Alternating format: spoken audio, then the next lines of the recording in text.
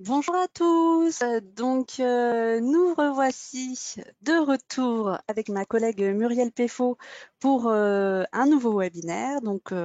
Si vous voulez vous former au recueil des données de l'enquête nationale de prévalence qui commence dans 2 jours, vous êtes sur le bon canal. Donc, certains d'entre vous ont déjà suivi le précédent webinaire. Pas de panique.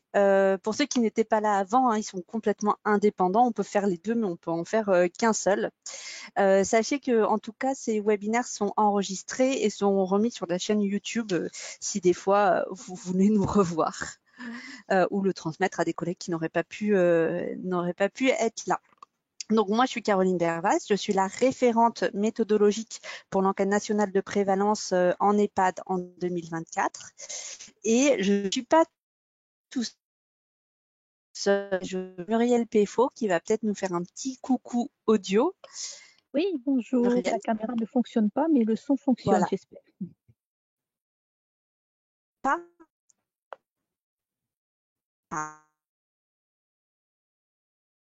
Fonctionne bien.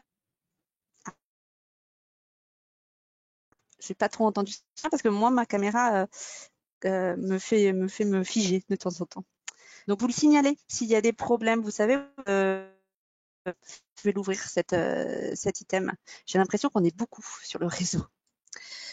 Donc, on va recommencer aujourd'hui avec 5 nouveaux cas cliniques. L'idée, c'est quand même, je le rappelle, d'avoir son meilleur ami, qui n'est ni Muriel ni moi. On est les seconds meilleurs amis, Muriel et moi. Mais votre premier meilleur ami pour cette enquête, c'est ce guide-là. C'est la méthodologie diffusée par Santé publique France. Normalement, il y a beaucoup de réponses à vos questions dans ce guide. On va essayer certaines réponses. Alors, certes, il est important, mais on va essayer de voir où est-ce que vous pouvez trouver réponse à des questions. Il y a des coupures. Ouais, merci Rachel. Je ne sais pas pourquoi il y a des coupures. Je pense qu'il y a de l'encombrement. Voilà, j'espère que ça va bien se passer quand même. N'hésite pas à me retirer, Rachel. Donc ça, c'est votre meilleur ami. Voilà. Et aujourd'hui, avec votre meilleur ami, on va essayer de remplir cette fiche-là, donc le questionnaire résident que vous aurez à renseigner pour si vous avez décidé de faire l'enquête nationale de prévalence en EHPAD, mais si vous êtes là, je suis sûre que vous avez décidé de la faire et c'est super. Vous aurez besoin de remplir cette fiche-là pour à peu près chaque résident de votre EHPAD. Il y en aura peut-être quelques-uns à la marge qui ne seront pas dedans, mais ce sera à la marge. Donc, l'idée, c'est de remplir ce questionnaire-là et d'essayer d'être assez pratique. Donc, la dernière fois, on avait vu plusieurs cas cliniques qui tournaient autour de l'infection urinaire, si mes souvenirs sont bons, des pneumopathies. Là, on va réenchaîner sur d'autres cas cliniques. Et alors, la semaine dernière, non, il y a 2 semaines, c'était pas mal. On avait donné la parole à des présents qui souhaitaient s'exercer encore un peu plus. Et ils avaient été volontaires pour répondre aux cas cliniques. Donc, je vous propose qu'on fasse la même chose cette fois-ci. Donc, je vais lire le cas clinique et je vais vous laisser 2 minutes, même pas, pour réfléchir à comment remplir ce questionnaire et s'il y a besoin de le remplir. Et après, si quelqu'un est volontaire, il lève la main, je lui laisse le micro d'ouvert, enfin je lui ouvre le micro parce que tous vos micros sont fermés et il pourra répondre. Et à la fin, on corrige tous ensemble. Encore une fois, n'hésitez pas à poser vos questions via l'onglet questions. On y répondra. Alors, je vais peut-être pas les voir toutes maintenant, mais j'y répondrai à la fin du webinaire si je peux. Allez, c'est parti. Donc, on va passer les premiers cas, puisqu'on les a faits. À savoir que le diaporama et les webinaires seront disponibles sur le site du CEPIAS. Donc, hop, j'aurais dû directement aller à la page. Là, on est cas clinique numéro 2. Et on s'était arrêté à celui-là. Donc, on est sur le cas clinique numéro 6, mais en vrai, c'est le cas clinique numéro 1 pour aujourd'hui. Et il y en a 5. C'est parti, je vous le lis. Attention, be aware. Alors, on est à la date de l'enquête le 28 juin 2024. Chaud, chaud, chaud. On est presque à la deadline, mais on y est encore. Monsieur Fernand Siro, 98 ans, est hébergé à temps plein à l'EHPAD d'Orja, en unité protégée depuis 1 mois. Il a été hospitalisé le mois précédent son hospitalisation pour AVC ischémique. À l'heure actuelle, il garde des séquelles de cet AVC sur le plan moteur et cognitif. Il souffre d'une insuffisance rénale légère et d'une leucémie lymphoïde chronique évoluant depuis 3 ans. Il est très asthénique, désorienté et incontinent. Il reste alité le plus souvent. Il est porteur d'une sonde urinaire et présente une escarre de grade 2 au niveau interfessier. Il n'a pas de cathéter vasculaire.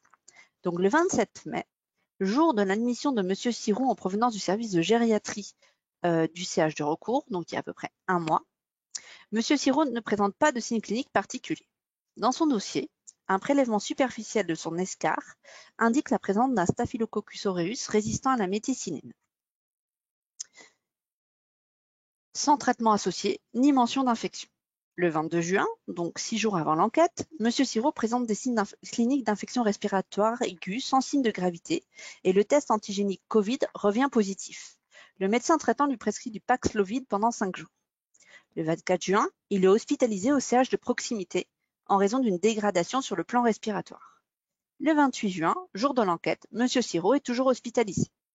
Donc, je vous laisse réfléchir une petite minute à ce cas et ceux qui se sentent, levez la main au niveau. Alors, je vais sortir mon onglet participant. Levez la main, je vais essayer de vous repérer et pour vous donner la parole, ceux qui veulent partager avec nous leurs réflexions. Il n'y a pas de jugement, hein. Vous inquiétez pas. Et d'ailleurs, j'en tiens à vous dire que celui-là est le plus facile. Donc, n'hésitez pas à y aller tout de suite. Non, je plaisante. Bon, je vous laisse réfléchir.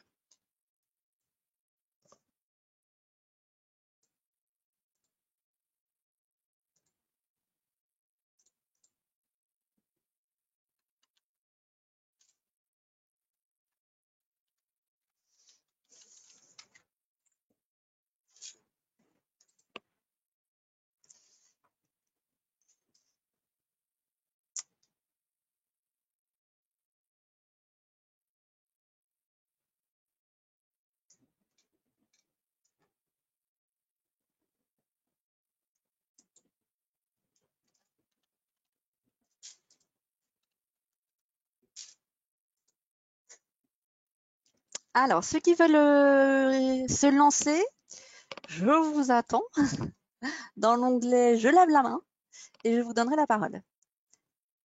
Je vous avoue que ce serait mieux que ce soit quelqu'un d'entre vous qui le fasse, ce serait plus, on va dire, pratique et plus vivant. Ah, nous avons une main levée, quelqu'un que je connais bien, donc je vais donner la parole à Madame Séverine Jandot. Donc, je te donne le micro, je la tutoie parce que je la connais bien. Hop. Donc, hop, je t'ai envoyé une demande d'activation du son, Séverine, et normalement, tu peux prendre la parole. Tu m'entends, Séverine? On t'entend, nous.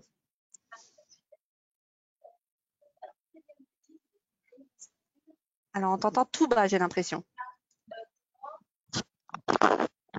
Est-ce que c'est mieux là? Ah, Est-ce tu que as mis c'est ton mieux là? casque. C'est beaucoup Non, mieux. j'ai mis le micro près de ma bouche. C'est beaucoup mieux. Oui. Donc, tu veux te Bonjour à lancer, tous. c'est super cool. Je Oui, te mets la fiche du oui. résident et on te laisse nous dire ta réflexion. Bon, alors, je vais peut-être dire une bêtise, mais bon, je me lance quand même.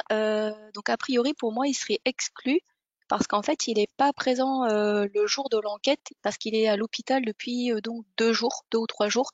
Donc normalement, pour moi, c'est une exclusion. Merci Séverine. Effectivement, donc c'était le cas le plus facile. On s'est cassé la tête à faire un cas entre guillemets un petit peu compliqué pour l'exclure. Donc effectivement, en fait, vous vous souvenez la dernière fois au dernier webinaire, on s'est dit qu'il y avait des questions à se poser. Et là, la première question, bon, forcément, c'est le résident est-il informé? Donc là, c'était le cas. Mais est-ce que le résident est éligible à l'enquête? Et en fait, effectivement, même s'il a un hébergement permanent, il n'est pas éligible à l'enquête parce qu'il est absent à 8 heures le matin de l'EHPAD et ce depuis plus de 48 heures.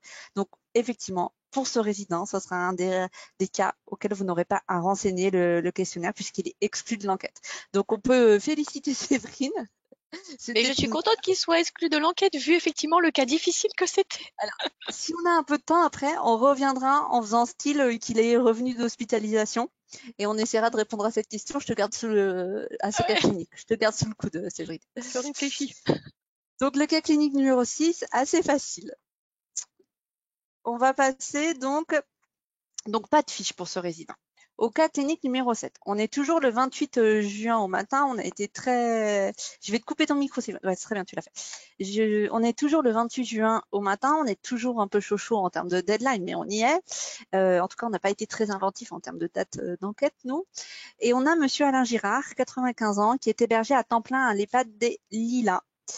Il est autonome et continent. Il est traité pour une insuffisance cardiaque et une hypertension artérielle associée à une insuffisance rénale légère. Il n'a pas de sonde urinaire, ni de cathéter vasculaire, ni d'escar et ni de plaie. Il a besoin d'un appui à la marche. À savoir que l'EHPAD connaît depuis 3 semaines une épidémie de Covid et un dépistage de tous les résidents a été réalisé quelques jours avant l'enquête avec des tests antigéniques. On est d'accord qu'on n'est pas forcément dans les recours, mais on le voit encore quand même dans des EHPAD. Monsieur Girard n'a pas présenté de symptômes de Covid, mais son test s'est révélé positif le 23 juin. Le 28 juin, jour de l'enquête, Monsieur Girard est présent dans l'EHPAD à 8 heures, va bien et n'a pas de traitement anti-infectieux prescrit. À vous de jouer, je vous laisse aussi 2 minutes et dans 2 minutes, ceux qui veulent, même avant, ceux qui veulent partager leur vision de ce cas clinique sont les bienvenus.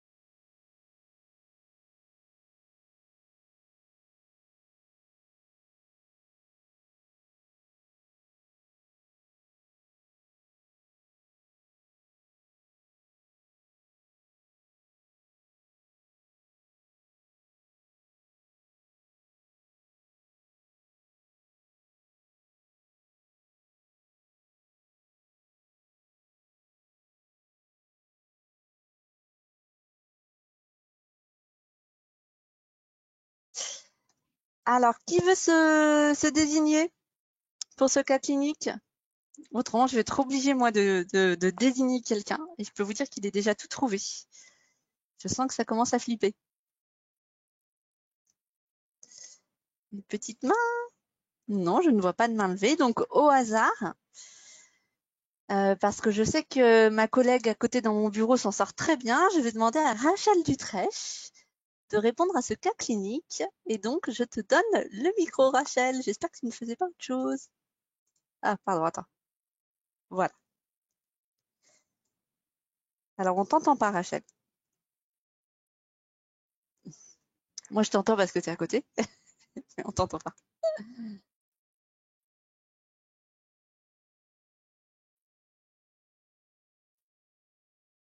Ah non, on t'entend pas. Est-ce que quelqu'un veut venir à la rescousse de Rachel?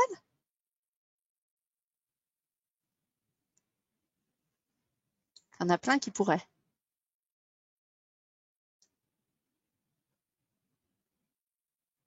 Personne, Rachel, personne ne veut venir à ta rescousse. Alors, je vais prendre au hasard alors. Ah, nous avons toujours Séverine. C'est gentil, Séverine, de m'aider. Alors, je te donne la parole, Séverine. Et après, je t'engagerai pour faire les webinaires avec moi.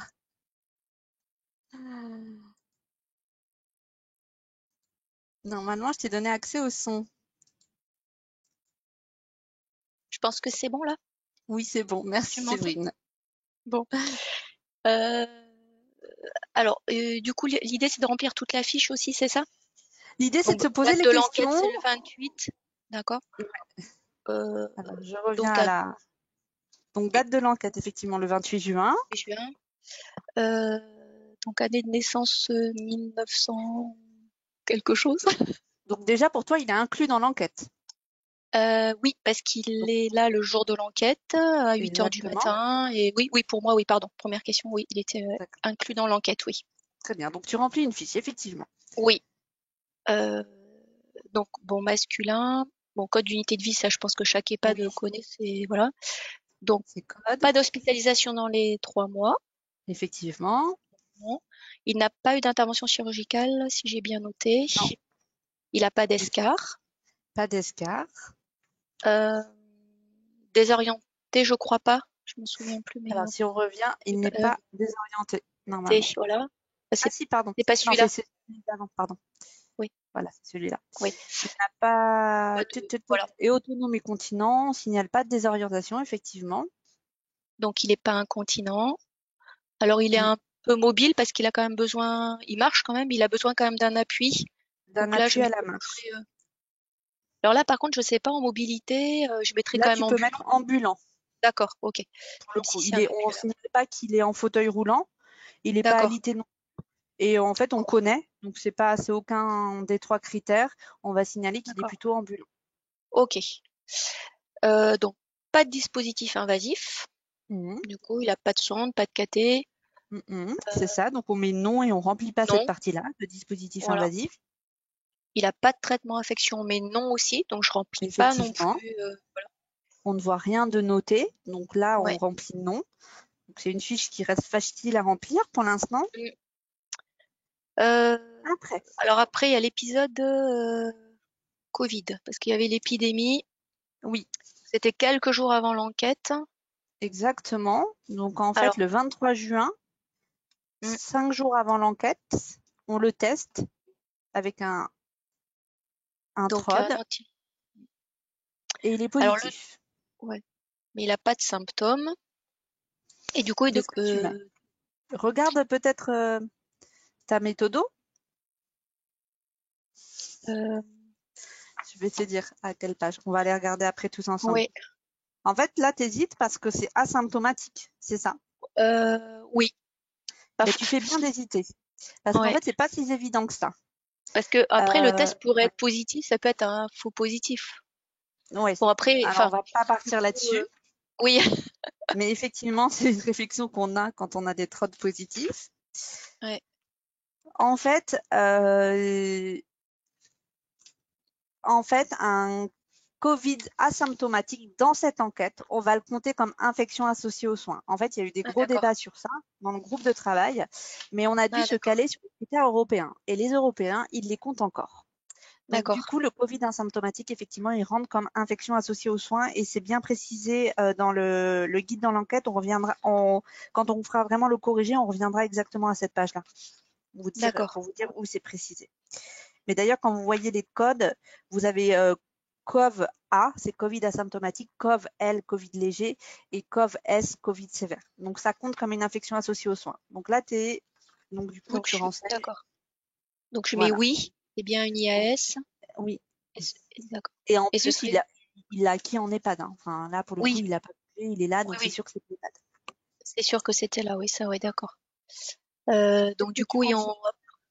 donc après, donc une infection associée aux soins, donc le site, bah, c'est pulmonaire, mais du coup, on remplit le code en fait qui est lié à l'annexe, c'est ça? Alors, tu rentres le code qui est lié à l'annexe, on va y aller voir. On va aller voir, ce sera COV A, 1, d'accord. A comme asymptomatique. Et comme je suis un Alors peu enrhumée, on comprend rien. Donc acquisition après, d'infection dans l'établissement, donc là, ce serait certaine. alors Pour ouais, moi, certaine ou possible. Enfin, c'est avéré plutôt même. Enfin, en pour moi, fait, c'est regarde certain. bien. En dessous de site infection, tu as cyclodes. Claude, c'est cyclostridium. Donc tu renseignes cet item que si tu es en face à un clostridium. Ah oui, pardon. Et donc là, c'est pas le cas. Donc Oui, tu oui. peux te simplifier, tu vois, cyclodes, si infection sur cathéter. Toi, tu es Ah oui, en aucun de ces cas, donc tu peux aller directement à micro-organisme. organisme. D'accord, ok. Donc là, parce que en fait, j'ai Donc la là, fiche devant moi, mais j'ai pas la méthode. Donc du coup, c'est ouais, le SARS-CoV-2, du coup. tu Ouais. vas devoir noter SARS-CoV et tu n'auras pas de sensibilité indiquée parce que c'est un virus. Ok, Donc nickel, tu as d'accord. bien Ok. géré. Donc on va aller voir la correction en direct. Donc toujours on se pose les questions. Un grand merci Séverine hein, De rien. de m'avoir épaulée parce qu'on n'entendait pas le son de Rachel et je pense que les participants attendent de se chauffer un petit peu avant de répondre. C'est Donc le normal, c'est résident comme est-il les jeux. informé et éligible? Donc oui, dans ce cas-là, il était informé et éligible. Donc on renseigne une fiche. Le résident a-t-il un dispositif invasif? Donc là, Séverine nous l'a bien dit, il n'y a pas de sonde urinaire, pas de cathéter vasculaire. Donc on coche non. Le résident a-t-il un traitement anti-infectieux? On n'a pas état de traitement anti-infectieux. Donc, effectivement, on peut remplir non et passer à la case suivante. Par contre, le résident a-t-il une infection associée aux soins? Effectivement, on n'a pas de signe clinique. On n'a pas de traitement général de l'infection aussi, mais on a un test d'orientation diagnostique qui est positif au Covid 5 jours auparavant. Donc là, on peut cocher oui. Donc on va aller voir au niveau de la méthodo, je ne sais plus à quelle page, voilà, c'est page 49. En fait, il y a une page dédiée pour le Covid-19. On va vous demander, donc le résident dispose d'une analyse biologique confirmant le Covid-19. Donc il faut vous dire un peu quelle analyse biologique c'est. Donc vous voyez antigénique, détection antigénique à partir d'un écouvillon oropharyngé ou nasal ou tout autre échantillon clinique approprié. Donc nous, on est dans ce cadre-là, donc on va pouvoir cocher ça. Et puis après, on va devoir dire si c'est asymptomatique, aucun signe ou symptôme d'une infection, légère et modérée ou modérée. Donc là, vous avez la définition. Légère, modérée, c'est tout signe ou symptôme compatible avec la Covid-19 et sans nécessité d'une oxygénothérapie avec une SAT en oxygène supérieure à 92%. Et vous avez la définition de sévère, où là, vous avez nécessité d'une oxygénothérapie en raison d'un essoufflement dû à la Covid-19 et où taux de saturation en oxygène inférieur à 92%. Donc, en fait, ce qu'on peut dire, c'est qu'on est dans les critères d'infection entièrement remplis pour un Covid-19 asymptomatique. Donc, nous, notre code, ce sera COVA.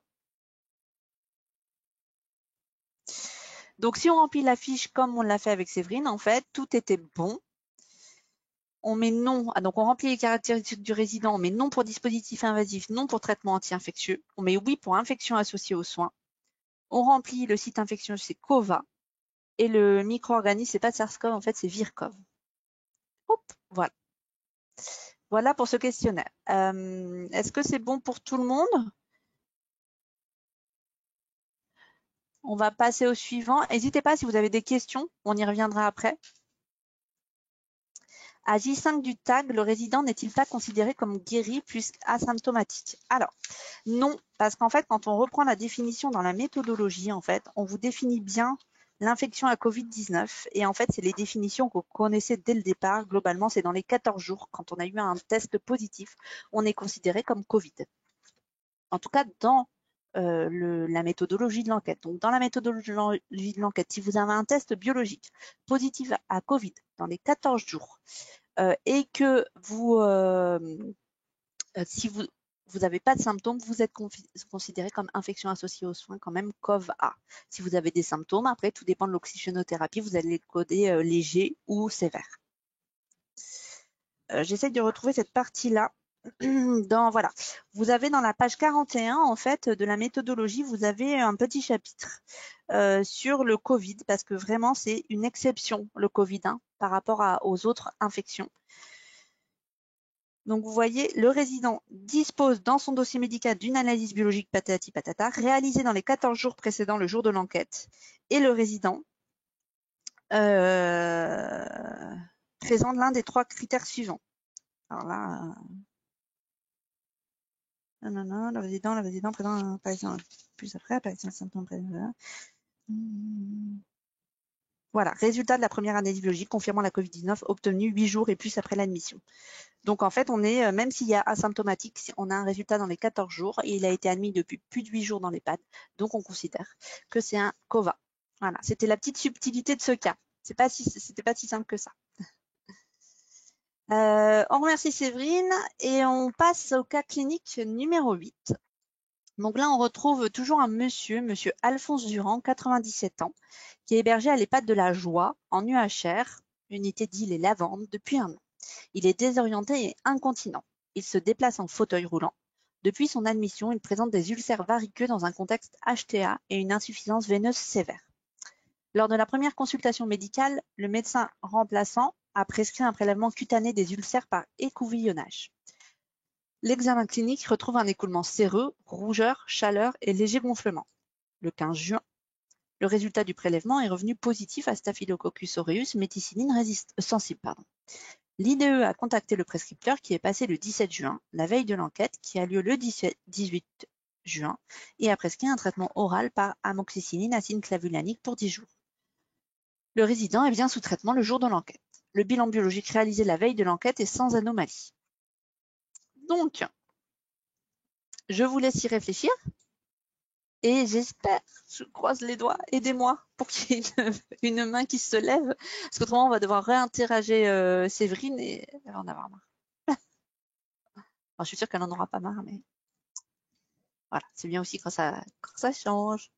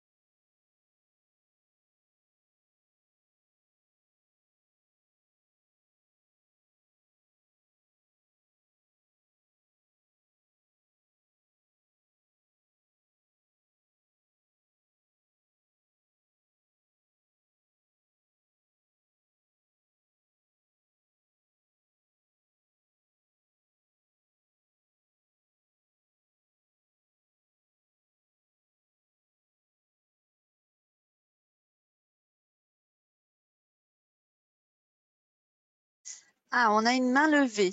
Cosette Sarade. Merci beaucoup de lever la main. Donc du coup, je vais vous laisser la parole.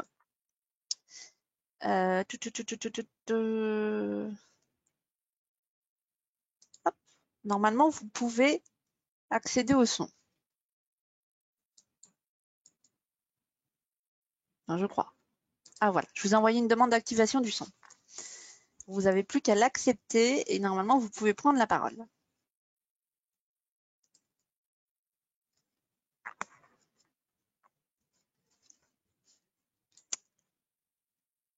J'ai l'impression que vous ne prenez pas la parole. Ah si. C'est bon.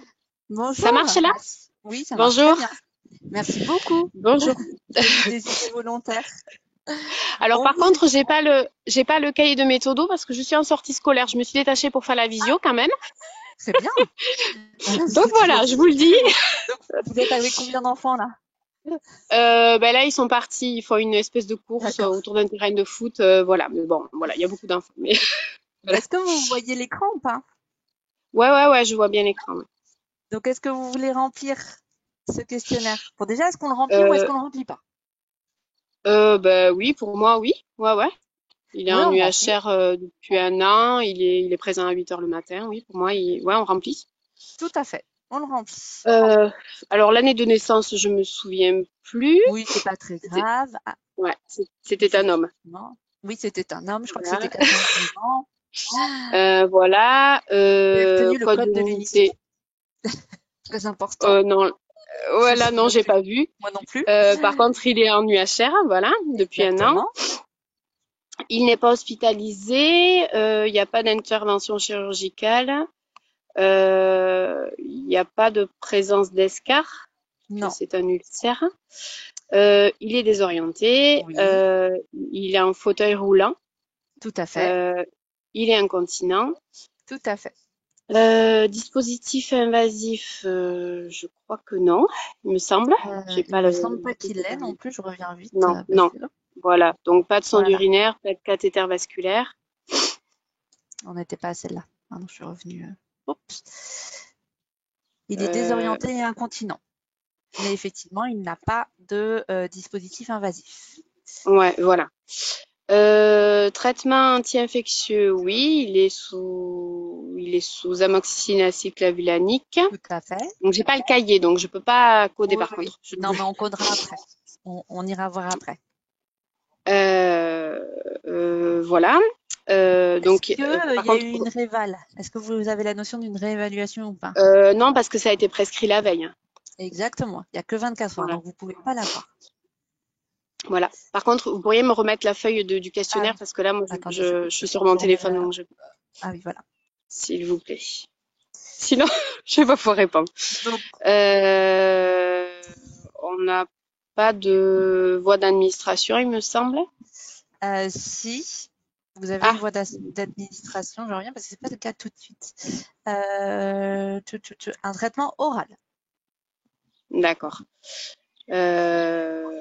Voilà. C'est pour 10 jours. Le contexte de prescription. Sur un prélèvement qui est revenu positif au staphylocoque Oui. aureus, Donc ou on je sais est pas plutôt lequel. sur du curatif. Ouais, c'est du curatif, pardon. Voilà. Il n'y a pas de diagnostic associé. Si, il y a un diagnostic associé puisque ça va être, après on va le voir dans l'infection associée aux soins, mais on est plutôt pour traiter les ulcères variqueux Ah qui oui, semblent d'accord, être oui, les ulcères. Ah infectés. oui, c'est ça que vous voulez dire, d'accord. Oui, donc Voilà. effectivement, On oui, verra le code c'est après, sur une ulcère. mais effectivement, la réévaluation, Euh, Il n'y a pas, du coup. il n'y a pas, effectivement. Donc on va Lieu de prescription, j'ai pas l'impression que ça c'est soit l'EHPAD. dans l'établissement. Ouais, voilà, ou dans Si, l'EHPAD, je c'est dans sais pas. c'est dans l'EHPAD en fait. Quand on voit, Ok, d'accord. voilà, il est en Ah oui, EHPAD pardon, et excusez-moi, oui, dans l'EHPAD. le 17 juin, la veille, effectivement, le Oui, prescripteur d'accord. est passé et l'a mis sous amoxicilline, acide clavulanique. Ah oui, Et qui est après, passé, d'accord. voilà. Et après, est-ce que vous avez une infection associée aux soins ou pas? Euh, je sais pas. Est-ce que vous avez une infection déjà? Oui, oui. Alors, est-ce que cette personne aurait pu l'acquérir autre part qu'à l'EHPAD? Ben, euh, ben, oui et non. Oui. Elle peut l'attraper autrement, mais ça peut être aussi sa florelle. Alors, en fait, le lieu Ça d'acquisition, peut- là, cette personne, elle n'a pas bougé, on n'a pas notion d'hospice, on n'a pas de notion comme quoi elle est partie, par exemple, une Oui, semaine donc dans un hôpital, c'est. etc. Donc, le lieu d'acquisition, ça semble quand même plutôt l'EHPAD. Donc, D'accord. quand Ok. c'est Oui, acquis en d'accord. EHPAD, l'infection, c'est Ok. une infection associée aux soins. Ok. Bon, De toute d'accord. façon, Ok. infection médico-sociale. Donc, il y a pas mal d'infections. C'est certes Oui, leur oui, lieu oui. de vie, Oui, tout mais à fait. Oui, tout à fait. Ouais. alors, en termes d'infection Euh, associée aux soins, effectivement, on est plutôt sur de l'infection de la peau et des tissus mous. Ouais. Donc, on reviendra voir pour le code après. Vous remplissez pas Cyclode CI4, voilà, puisque vous n'avez pas de clostridium mais pas de cathéter. Non, Et en termes de d'accord. Ouais. micro-organismes, C'était un staphylocoque aureus, il me semble. oui, J'ai plus la fiche sous les yeux, mais exactement, voilà. Staphylococcus aureus. Et on va vous demander de renseigner la sensibilité à ce staph Ben là, en il termes était sensible à, voilà, à la à tout. méticilline. Voilà. Ou je sais plus quel antibiotique. En fait, on va vous Ouais, je peux demander, pas changer. pas de souci. En fait, il était sensible à la méticilline, donc il était Oui, voilà. sensible. On va vous Hmm. demander de est Hmm. sensible à l'oxacilline et sensible au glycopeptide. Donc, si je prends la fiche D'accord. remplie, voilà, pour la définition d'infection d'escar ou de plaie chronique, vous l'avez dans le document. Donc, en fait, on va prendre au moins un des critères suivants. Plus au niveau d'une Ouais. escar ou d'une plaie chronique non chirurgicale, donc et ou au moins 4 signes, symptômes nouveaux ou croissants au niveau du site touché. Donc nous, qu'est-ce qu'on a en fait? On a du pus au niveau de la plaie Ouais. chronique. Ouais. Chaleur, rougeur, ouais. C'est l'impression des enfants. Oui. Au moins 4 Oui, signes, excusez-moi. symptômes nouveaux, chaleur, rougeur, écoulement séreux, gonflement. Ouais.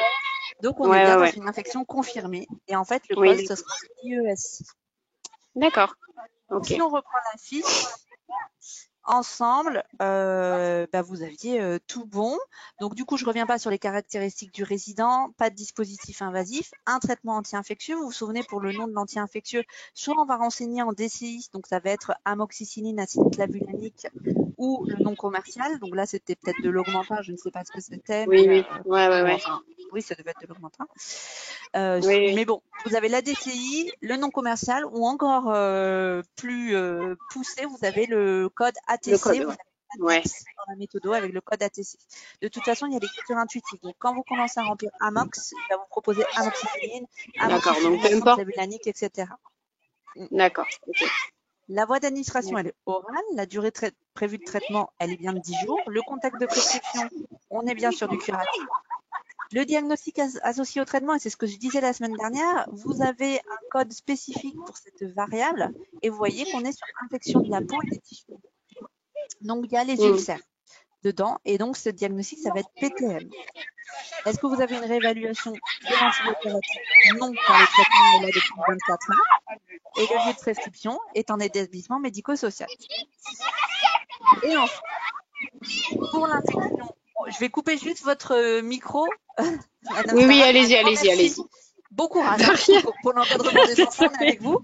Je coupe juste votre micro. Merci beaucoup en tout cas. Oui. En termes d'infection associée aux soins, donc on va répondre oui. Et là, je ne sais pas si vous remarquez, mais comme j'ai dit la dernière fois, attention, ce n'est pas les mêmes codes que le diagnostic associé au traitement. C'est d'autres codes pour cette variable-là. Et donc là, on est dans IESC, c'est l'infection escar ou plaie chronique. Et on va remplir pour le staph doré, donc on va STA-OR, c'est le code du staphylocoque doré, et on va mettre la sensibilité, sensible à l'oxacilline et sensible aux glycopeptides. On remercie beaucoup Cosette d'avoir levé la main alors qu'en plus elle était en sortie scolaire. Et n'hésitez pas si vous avez des questions, même si je ne les vois pas, j'y retournerai tout à l'heure. Et on va passer au cas numéro 9. Alors, je vous le lis. Madame Adèle Dedieu, 80 ans, est hébergée à temps plein à l'EHPAD des Roses depuis 2 mois. Elle a été adressée à l'EHPAD après son séjour en SSR. Elle est désorientée et incontinente. Elle déambule dans l'EHPAD. Depuis quelques jours, elle refuse de s'alimenter. Un examen buccal réalisé il y a 48 heures, donc 2 jours avant l'enquête, puisque l'enquête a lieu le 18 juin, et là, 48 heures avant l'enquête, on est le 16 juin, retrouve une mycose importante. Les soins de bouche sont difficiles à réaliser chez cette résidente. 10 jours avant le NP, elle a reçu un traitement par amoxicilline pour une angine à streptocoque du groupe A, avec un test, un TROD, positif. Le traitement antibiotique est terminé depuis 72 heures. Le jour de l'enquête, elle est considérée guérie de son angine. Devant son état buccal, donc avec des plaques sur la muqueuse buccale, son médecin traitant lui a prescrit il y a 48 heures un traitement antimycosique local, myconazole 2% gel pour une durée de 7 jours. Je vous laisse réfléchir, comme les autres cas, 1 à 2 minutes sur ça. Et ceux qui se sentent, n'hésitez pas à lever la main, même ceux qui encadrent des sorties, par exemple, de résidents, ou etc. Vous voyez, tout est possible.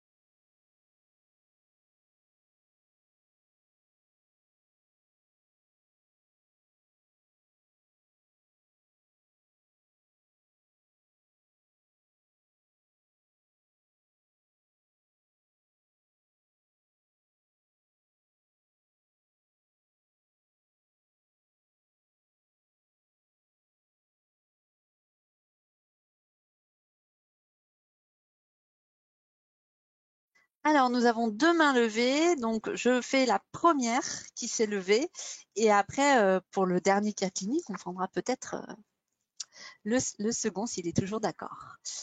Donc, je donne la parole à Peggy Laroudet. Peggy, je vais t'envoyer une demande d'activation de son, et normalement, tu vas pouvoir prendre la parole. Bon, bonjour à tous. Allez, je me lance. Allez, Donc, donc on a une dame de 80 ans. Oui. Voilà, qui est accueillie à l'EHPAD des Roses sur le code de l'unité de vie, pas d'unité adaptée. Elle a une hospitalisation en SSR dans les 3 mois, oui, puisque ça fait depuis 2 mois. Elle n'a pas eu d'intervention chirurgicale, elle n'a pas d'escar. Par contre, elle est désorientée et elle déambule, donc ambulant, voilà, mobilité, donc ambulant. Elle est très ambulante. Et elle est incontinente. Voilà, donc déjà, la caractéristique du résident, on l'a sur le premier paragraphe. Okay. Après, donc toi, tu l'as inclus d'office, cette résidente. Ah oui, je résidente. l'inclus d'office. Oui, elle est présente. Tu peux nous expliquer pourquoi elle est présente, en fait, je la vois physiquement. Donc, on est le 18 et elle est dans sa chambre. Eh ouais, c'est bien. Nickel. Alors après, sur les dispositifs invasifs, je n'ai pas retrouvé de dispositif invasif, donc il n'y en a pas. Pas de sonde, pas de cathé. Par rapport au traitement anti-infectieux, donc actuellement, elle est sous traitement antimycosique depuis 48 heures, et ce pour une durée de 7 jours. Okay. Donc, j'aurais mis dans la case anti-infectieux myconazole 2% gel. Et c'est tout, puisqu'en fait, son traitement par amoxicilline est arrêté depuis 72 heures. Donc, au jour de l'enquête, elle n'a que ça comme antibiotique. Donc, D'accord. je ne mettrai que ça. Est-ce que tout le monde est d'accord? Alors, on va aller voir à la page des traitements anti-infectieux qui sont ciblés par l'enquête. Donc, les traitements. Alors, j'ai pas la page, hein. Je vais vous le dire. Ouais. C'est page 37 dans la méthodologie, enfin, à partir de la page 36 jusqu'à la page 37. Donc, ce qu'on nous dit, c'est tous les traitements anti-infectieux ciblés dans le cadre de l'enquête et administrés par voie générale aux résidents le jour de l'enquête doivent être rapportés et documentés. Alors, est-ce que on est dans ce cas-là?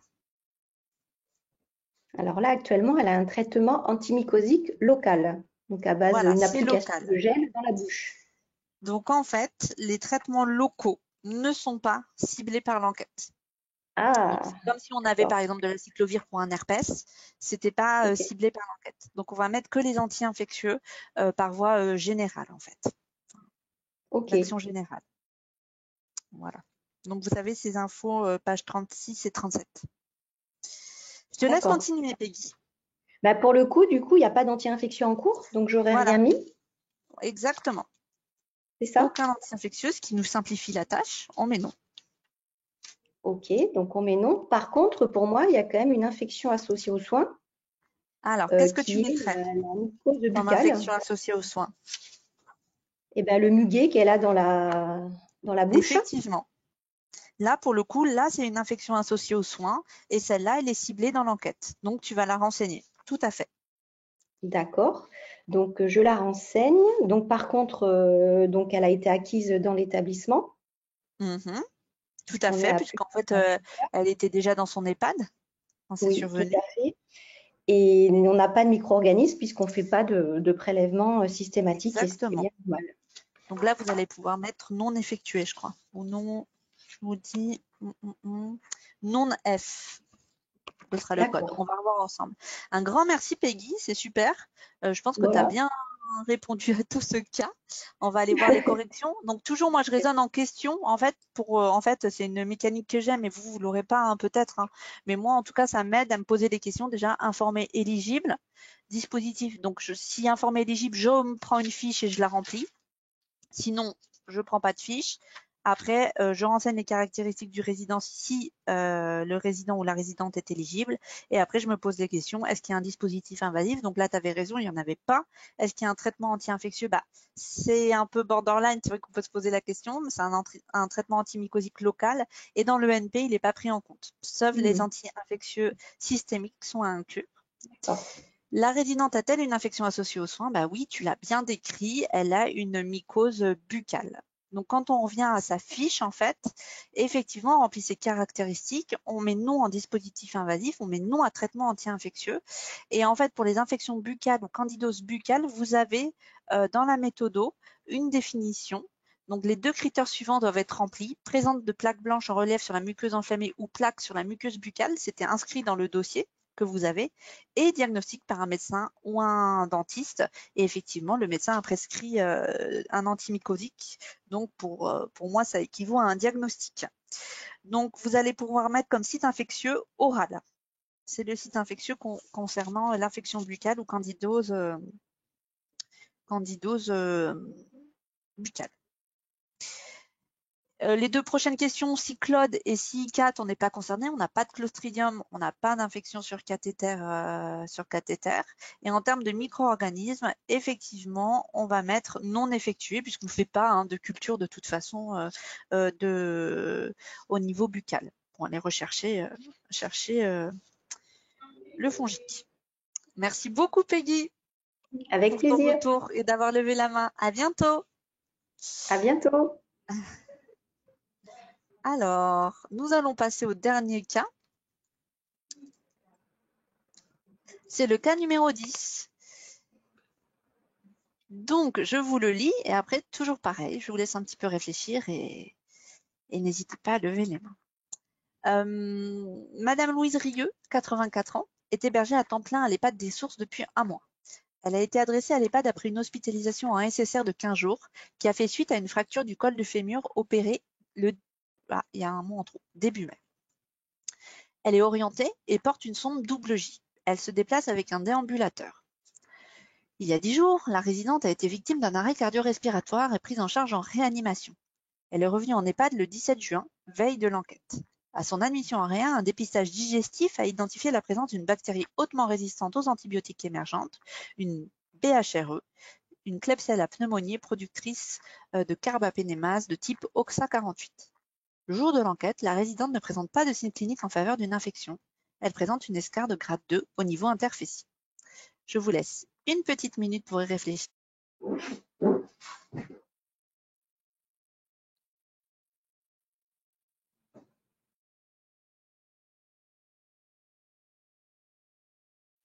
Bon, en fait, vous m'entendez pas depuis tout à l'heure? Je suis en train de me dire. Ah si, parce que mon son est compé. Trop bizarre. Là, vous m'entendez? Ah, super, merci Rachel. Donc, je vous laisse quelques secondes pour y réfléchir et vous portez volontaire si vous en avez envie. À tout de suite.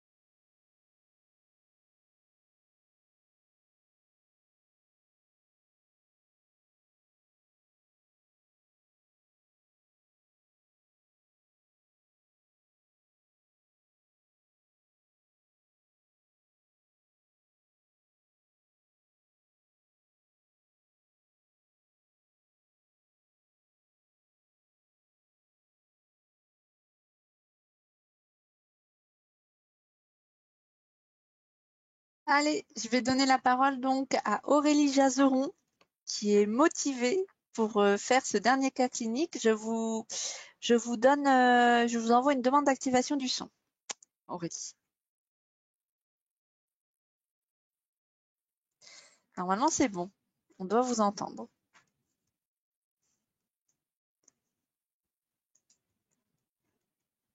Apparemment, non. Ou alors c'est moi.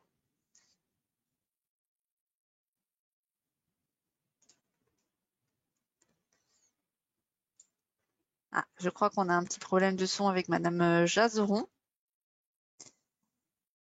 Donc, si quelqu'un veut lever la main et se porter volontaire, de nouveau, ce serait avec plaisir.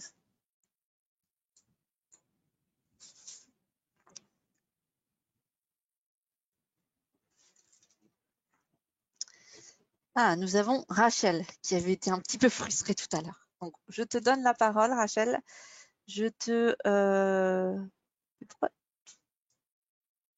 Alors, normalement, Rachel, tu peux prendre la parole, je crois. Bonjour, est-ce que ça marche? Super, ça marche. Super. Alors, le cas est compliqué. Je n'osais pas prendre la parole parce que je ne connais pas bien la réponse, en fait. Mais bon, on est là pour trouver ensemble. Oui, je suis sûre que tu vas gérer. Oui, bon, je ne suis pas sûre. Donc déjà, elle est présente, je suppose qu'elle a été informée. Elle est arrivée il y a combien de jours déjà? Il y a 10 jours, elle est partie, elle est arrivée il y a 2 jours, c'est ça? En fait, elle est là depuis un mois à l'EHPAD des Sources. Et avant, elle était en SSR. Avant, elle était en SSR. Et puis là, donc, il y a 10 jours, elle a été donc en réa. Oui. Et elle est revenue à l'EHPAD depuis combien de jours? Elle est revenue à l'EHPAD finalement il y a 9 jours, la veille de l'ENP. 9 jours. Donc, du coup, ça fait plus de 48 heures qu'elle est là, donc on peut l'intégrer dans l'enquête. Tout à fait. Ensuite, visiblement, elle n'a pas de signe d'infection. Elle n'a pas de signe clinique en faveur d'une infection. On a juste ce portage en fait de bactéries hautement résistantes qui est signalé en réanimation. Oui. Donc, quand elle a été mise en réanimation il y a 10 jours, elle était porteuse. On peut supposer qu'elle est encore porteuse aujourd'hui, mais qu'elle n'a pas de signe, je dirais, d'infection. Ça va, je suis bien?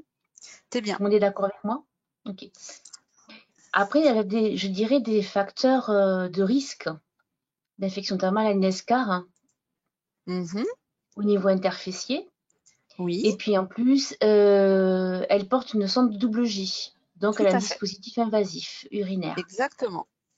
Donc je me dis qu'elle n'a peut-être pas d'infection, mais elle a quand même, je dirais, un potentiel infectieux Ça, avec on va le pas se cacher. portage, la sonde et l'escar. Tout Et au à fait. séjour en réa.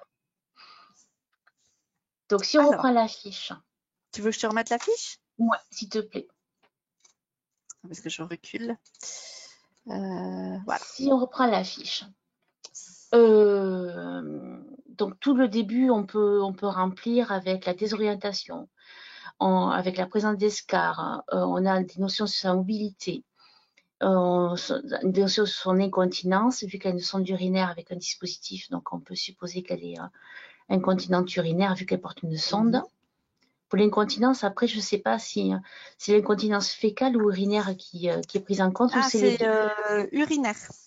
Urinaire, ok. Tu fais bien de le dire, on s'était jamais posé la question. On n'avait jamais Voilà. affairé que ça pouvait être sujet. Oui, parce Je que vérifie, hein.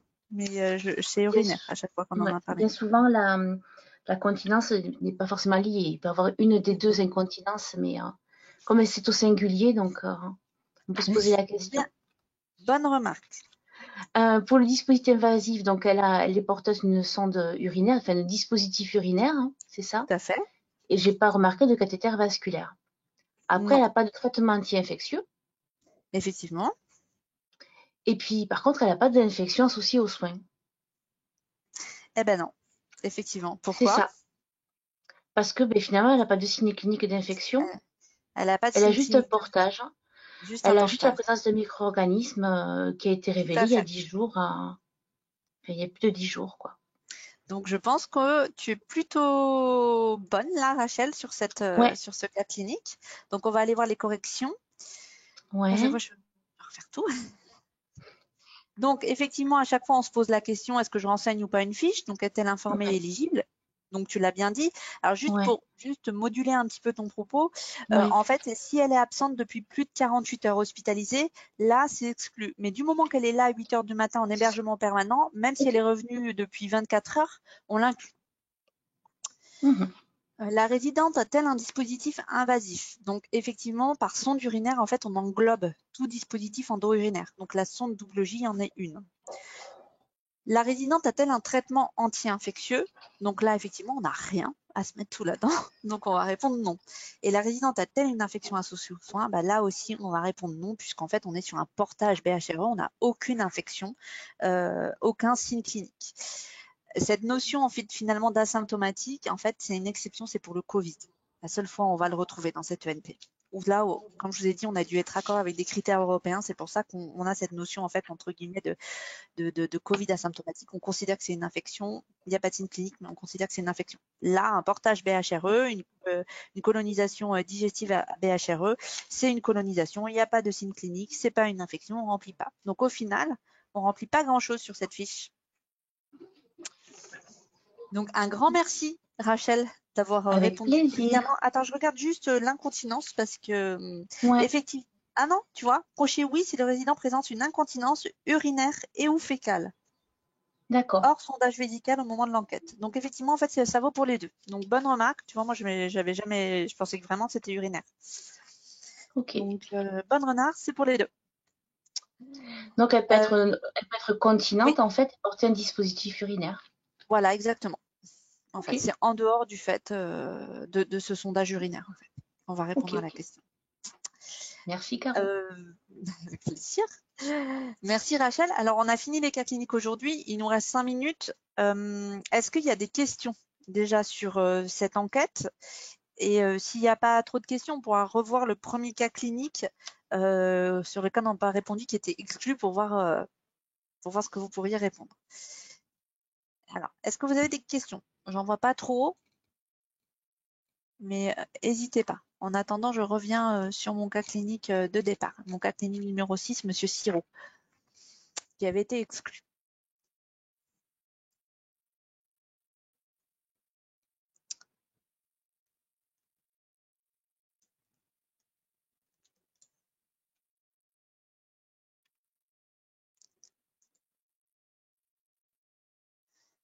Bien, Monsieur Sirou, et je vais mettre.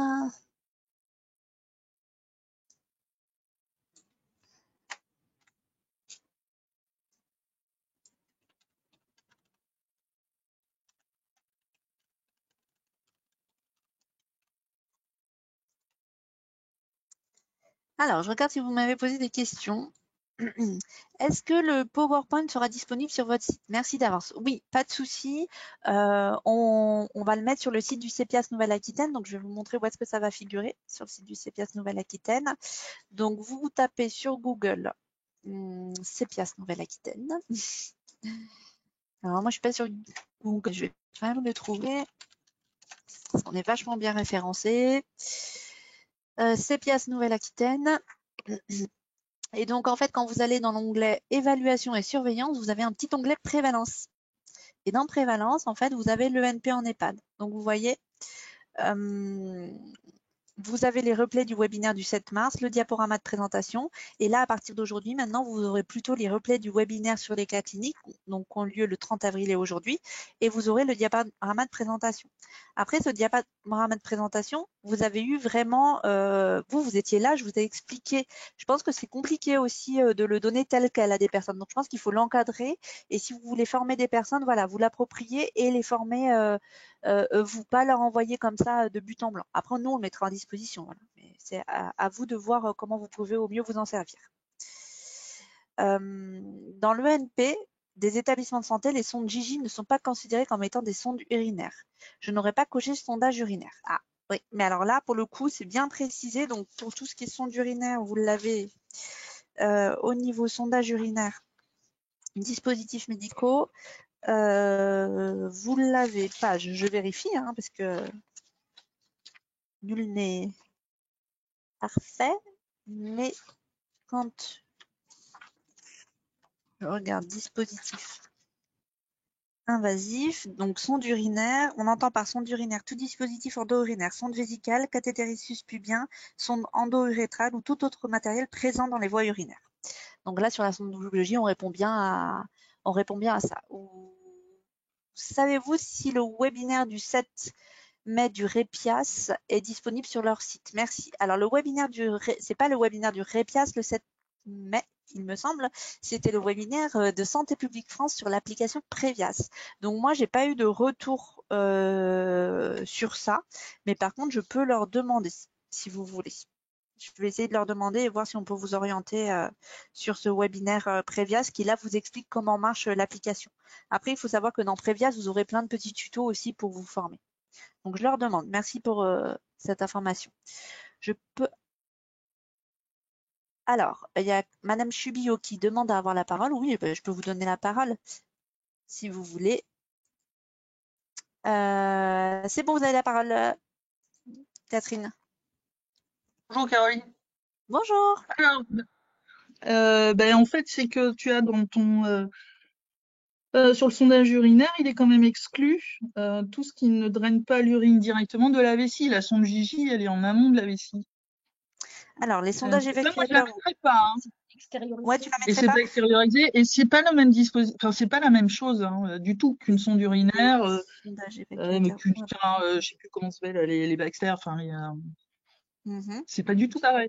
Pour moi, Mais c'est là, tu le exclu. vois Hein. où ta notion? C'est là après, les sondages évacuateurs ou Les intermittents. sondages évacuateurs gna et dispositifs externes, alors en plus il est interne, qui ne drainent pas l'urine directement de la vessie. Ne doivent pas être inclus. C'est interne, hein, c'est Donc, moi, complètement je interne. Et c'est entre le oui, rein et la vessie, c'est pas. donc c'est interne. Donc du coup, moi, je l'aurais inclus. Oui, c'est interne. Parce que là, ils Oui, disent que c'est mais les externes qui doivent être exclus.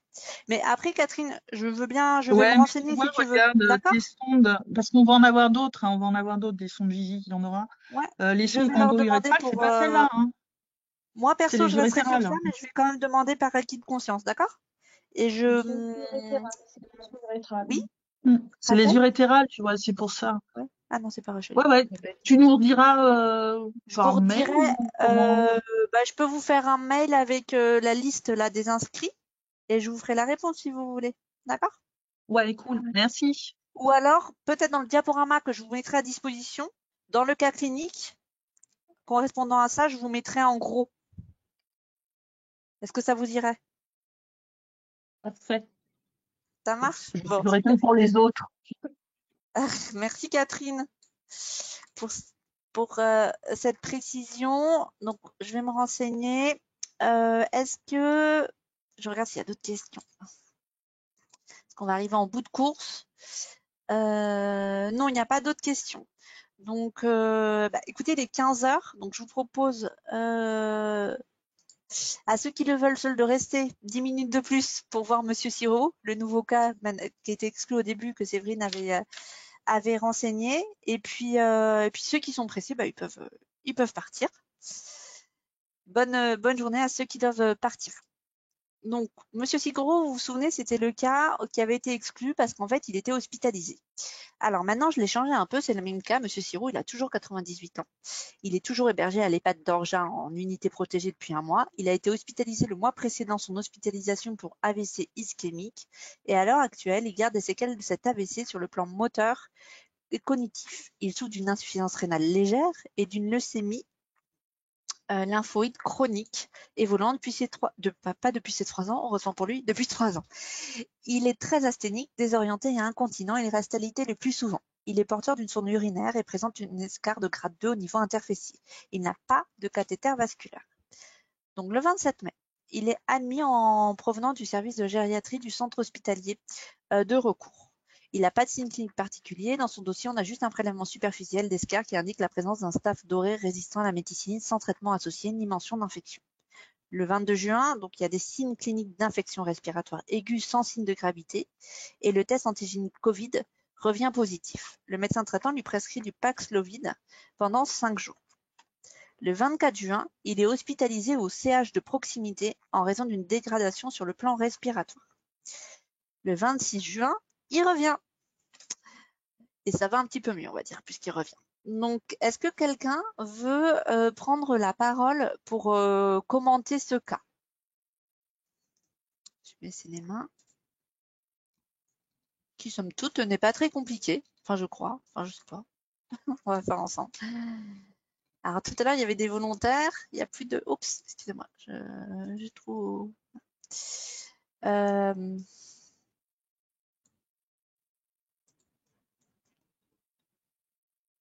Je n'ai pas de main levée. Zut, c'est dommage, on va devoir se quitter comme ça, sans remplir ce cas. Ah, Séverine, je sens que tu es sur une petite... mince, ah zut, je vais te donner la parole vu que c'était toi qui l'avais exclu. Donc, comme ça, la boucle sera bouclée. Normalement, tu peux allumer ton son, Séverine. Et tu peux nous dire ce que tu en penses. Normalement.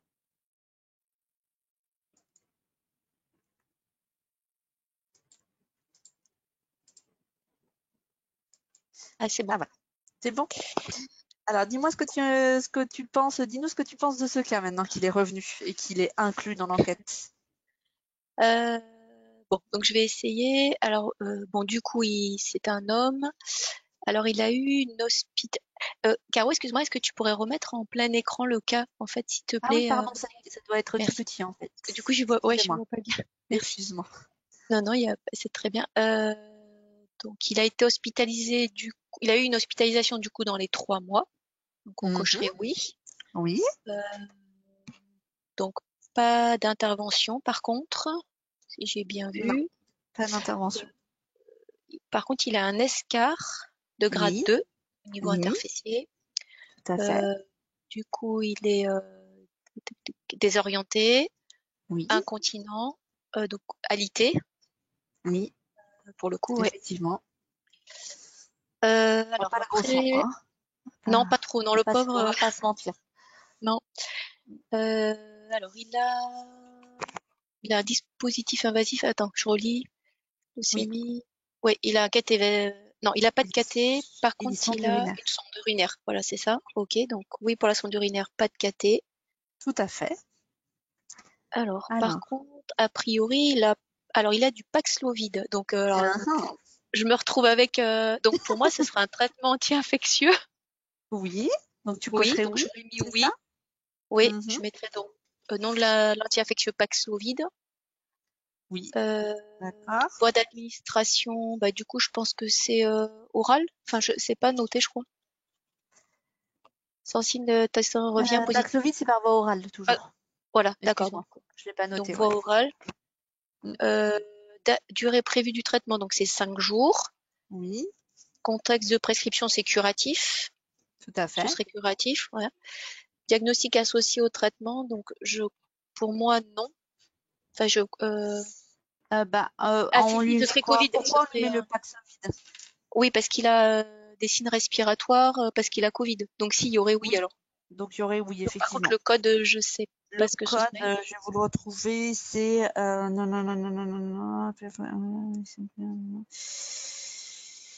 on le verra au. Ah bah non, j'ai pas la correction. Donc c'est c'est infection de l'oreille, de la bouche, du nez, de la gorge et du larynx. Je pense que c'est ORL.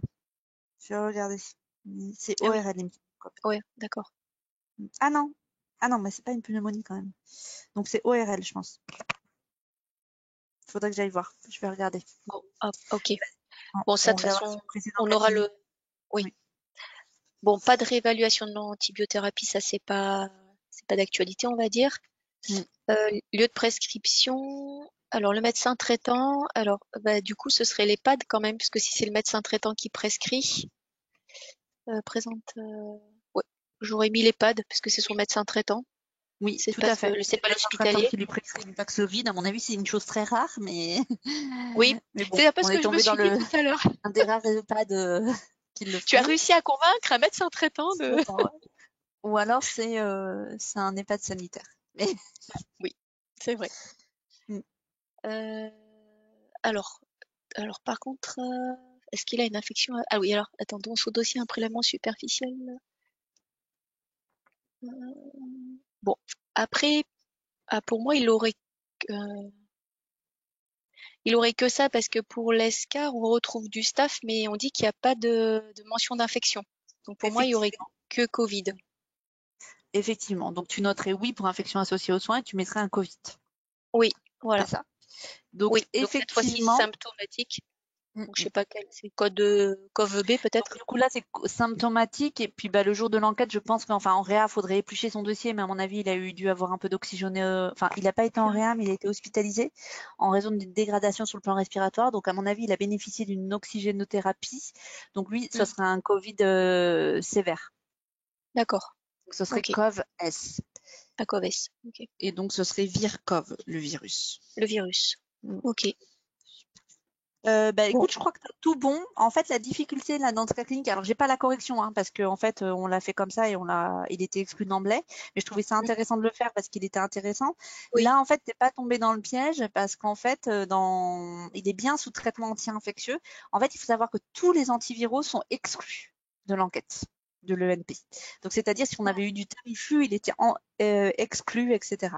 Sauf que, en fait, les seuls qui sont inclus, c'est les antiviraux pour le Covid. Donc le Covid, il y a beaucoup d'exceptions. Quand vous avez un Covid, il faut vous poser des questions. Donc effectivement, il est bien sous Paxlovid.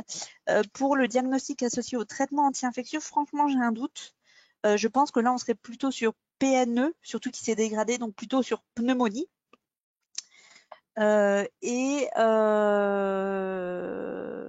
voilà. Et donc effectivement, en infection associée aux soins, on est sur un COV sévère, puisque si on reprend la définition qu'on a eu tout à l'heure, vous voyez en fait, on était sur une analyse biologique qui confirme et sévère. Donc signe ou symptômes compatibles avec la COVID-19 et nécessité d'une oxygénothérapie. Donc effectivement, on est bien dans ça. Après, je retourne sur mon cas, excusez-moi. Quand on... Non. Oui, c'est ça. Où est-ce que j'en étais? Donc, infection associée aux soins, oui, COV sévère. Donc voilà, on a fini avec ce cas. Un grand merci Séverine pour ta multiple aide sur ce cas clinique. La boucle est bouclée.